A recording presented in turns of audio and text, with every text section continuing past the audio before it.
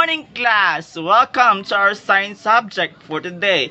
I am your teacher, Gabriel, and I am your teacher for today. So, before we start, we need to take a prayer first. So, please, everybody stand up and take the presence of the Lord. In the Father, the Son, the Holy Spirit. Amen. Before we start, we need to take an energizer first. So, everybody, find your partner.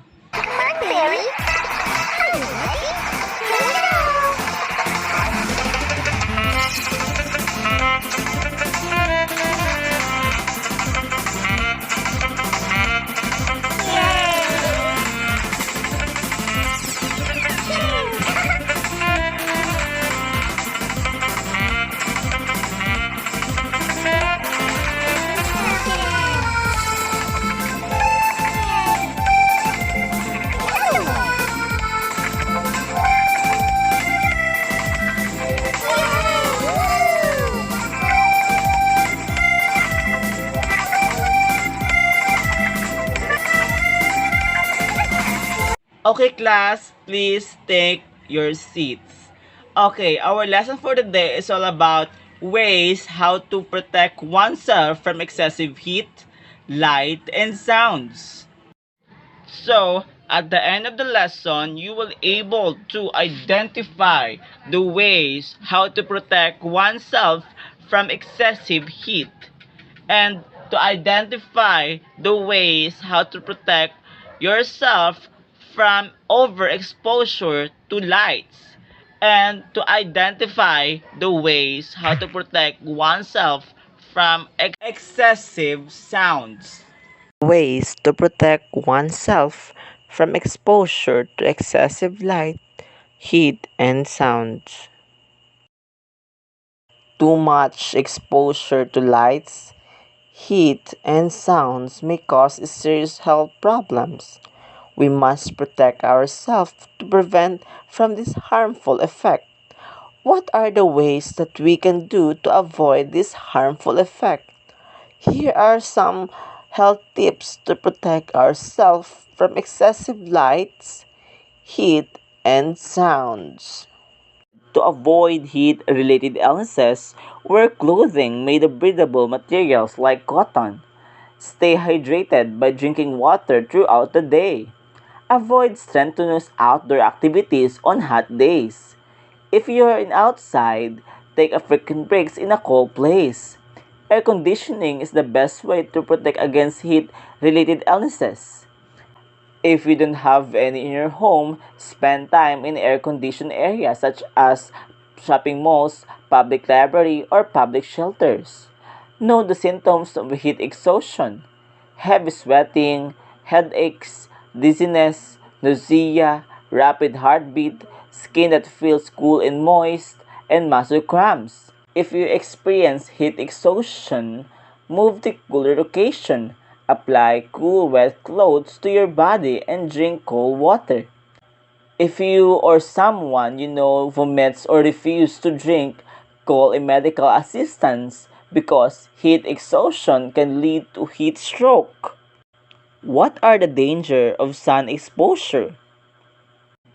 The immediate danger of too much sun is sunburn. If you look at your sunburned skin under a strong microscope, you would see that the cell and the blood vessel have been damaged.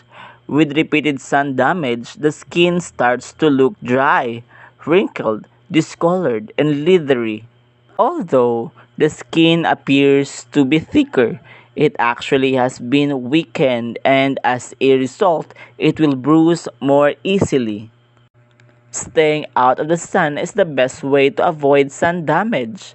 Other precautions include using sunscreen, wearing protective clothing, and avoid sunlight between in the middle of the day when UV rays are strongest. We should practice safety precaution and the effect of the sun by wearing jacket. Bring an umbrella if you're going anywhere. Put a sunblock lotion to protect our skin from the intense heat of the sun. And also wearing sunglasses can also protect our eyes from the light of the sun.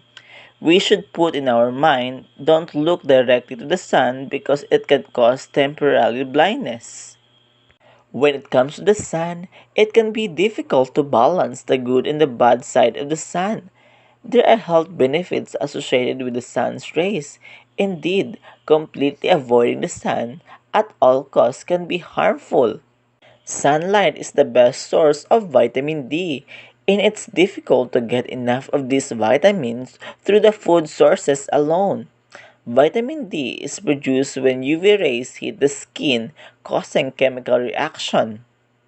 Exposure to prolonged or excessive noise has been shown to cause a range of problems, ranging from stress, poor concentration, productivity losses in the workplace, and communication difficulties, over fatigue from lack of sleep, to more serious issues such as cardiovascular disease, cognitive impairment, tinnitus, and hearing loss.